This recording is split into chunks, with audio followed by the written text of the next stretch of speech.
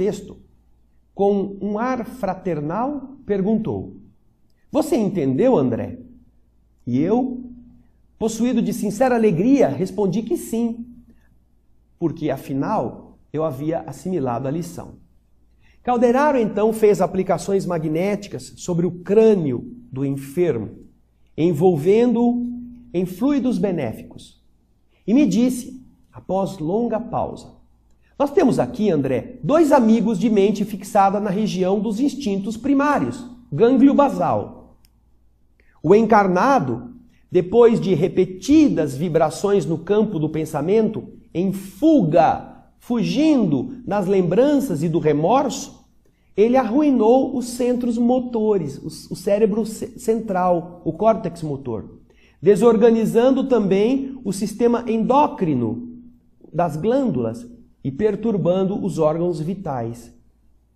O desencarnado, o espírito que foi assassinado, converteu todas as energias em alimento de ideias de vingança, acolhendo-se ao ódio em que se mantém fugido da razão e do altruísmo, da sua própria negação, da abnegação em favor de alguém.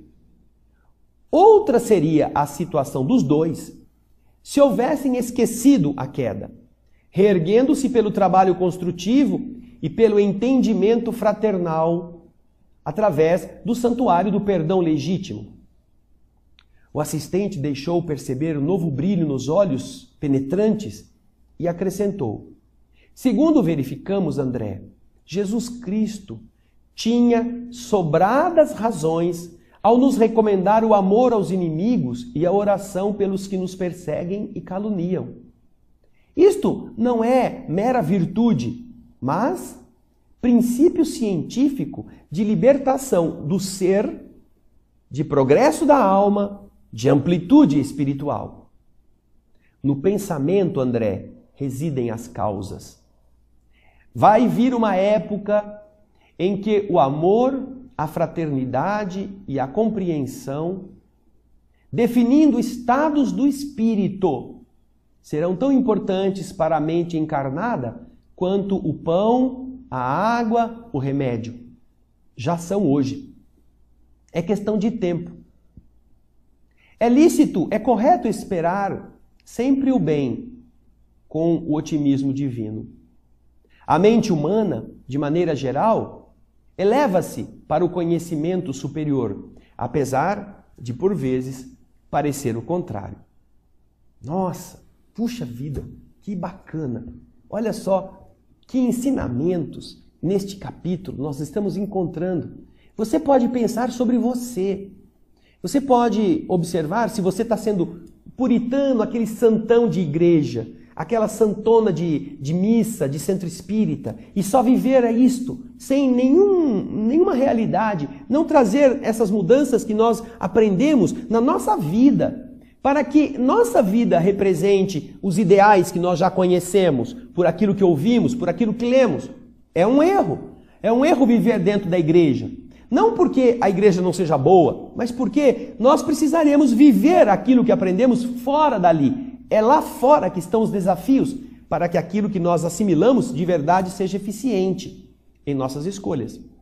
E ao percebermos isto, nós abrimos uma janela muito grande para que a luz do entendimento sobre nossos defeitos, nossas inclinações do passado, nossas manias, comecem também a ser arejadas. Vamos jogar fora o que não presta. Não fique guardando sanito e lixo para que você depois apodreça por dentro. É esse o ensinamento. E é aí que está o rancor, o desejo de vingança, o ódio, o ressentimento. Jogue isso fora, como Jesus ensinou, porque isso é profilaxia, para a sua mente não adoecer. Pense nisso. Depois disso, Calderaro permaneceu longos minutos em vigorosas irradiações magnéticas, que envolvendo a cabeça e a espinha dorsal do enfermo, daquele que estava no hospital encarnado, me pareciam que eram fortemente repousantes, porque em breve instante o doente, antes torturado, se deixava abandonar a sono tranquilo, como se ele houvesse bebido, tomado um suavíssimo anestésico. Dentro de um pouco, já se encontrava do nosso lado, temporariamente afastado do corpo denso. Mas aí o que aconteceu? Ali estava tomado de pavor perante o seu verdugo, seu inimigo implacável, que se mantinha sentado, impassível, frio, num dos ângulos do leito. Em algum lugar ali estava sentado olhando para ele. A hora que ele saiu, se deparou com o espírito vingador que estava ali. Eu observei, diz André, que o enfermo que saiu do corpo não notava a nossa presença, o que também acontecia com o seu inimigo, o seu algoz, que estava ali, mudo, na expectativa de atacar o seu antigo assassino. Contava como certo que o assistente, a partir daí, o assistente Calderaro, enchesse-os de longas doutrinações. Calderaro, porém, guardou absoluto silêncio. Então, não me contive. Perguntei a ele: por que você não vai socorrê-los com palavras de esclarecimento? O doente me parecia aflito, enquanto o perseguidor se erguia agora mais agressivo. Por que não impedir o braço cruel que ameaçava o infeliz? Não seria justo impedir o atrito que produziria consequências imprevisíveis ao companheiro hospitalizado? Perguntou tudo isso André. O instrutor Calderaro me ouviu sereno e respondeu: ah, André, nós falaríamos em vão, porque ainda não sabemos amá-los como se fossem nossos irmãos ou nossos filhos.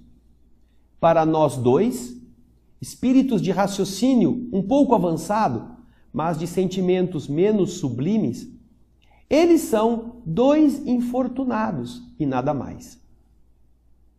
No momento, nós lhes damos aquilo de que dispomos, isto é, intervenção benéfica no campo de seus sofrimentos exteriores, nos limites das nossas aquisições, das nossas possibilidades, no domínio do conhecimento. Olhou então para a grande porta próxima e disse: a providência não foi, porém, esquecida, André. A irmã Cipriana, orientadora dos nossos serviços de socorro do grupo em que coopero, não pode tardar. Ela não vai atrasar-se para chegar. Mais alguns instantes, durante os quais o verdugo, o algoz e a vítima gritavam palavras amargas entre si, e o prestimoso mentor prosseguiu. Lembra-se, André, de um homem chamado de Pesseguir? Sim, disse eu. Eu me recordava de modo vago. Em meu cérebro se fez uma livre associação de ideias, relembrando estudos que eu havia feito sobre certas realizações de Charcot. Não podia, entretanto, especificar particularidades, uma vez que a psiquiatria não for o meu campo direto de trabalho na medicina. Então Calderaro voltou a explicar. De Pesseguir foi dos primeiros magnetistas que encontraram o sono revelador, em que era possível conversar com o paciente em outro estado de consciência que não o comum. Desde então, a descoberta impressionou os psicologistas. Com ela surgia nova terapêutica para tratamento das moléstias nervosas e mentais. Entretanto, para nós, neste lado, do lado de cada vida, o fenômeno é corriqueiro, é comum. Diariamente, milhões de pessoas adormecem sob a influência magnética de amigos espirituais para serem auxiliadas nas resoluções inadiáveis. E por que não tentamos o esclarecimento verbal agora a estes nossos amigos? Eu voltei a insistir, ansioso por minha vez, observando os dois briguentos ali, contendores, adversários, que se trocavam insultos e acusações. E ele respondeu: por quê? Se o conhecimento ajuda por fora, só o amor socorre por dentro, disse o instrutor tranquilamente. Com a nossa cultura, retificamos, corrigimos os efeitos, quanto isso seja possível. E só os que amam conseguem atingir as causas profundas. Ora, André, os nossos desventurados amigos, eles pedem a intervenção no íntimo para modificar atitudes mentais, em definitivo. E nós dois, por enquanto, apenas conhecemos sem saber amar. Conhecemos sem saber amar. Nesse momento, alguém apareceu à porta de entrada. Oh, disse André, era uma sublime mulher, revelando idade madura. Nos olhos esplendia-lhe brilho meigo e enternecedor. Curvei-me comovido e respeitoso. Calderaro tocou-me o ombro de leve e murmurou ao ouvido: essa é a irmã Cipriana, a portadora do divino amor fraternal que ainda nós não adquirimos. É a irmã Cipriana que vai tomar conta agora dos dois adversários. Ela vai ser a responsável por tentar inocular a luz no coração. Porque não adianta apenas trabalhar a mente. Não adianta apenas explicar para que os efeitos sejam diminuídos. É preciso corrigir as causas. E os dois estavam envolvidos nisso. Causas.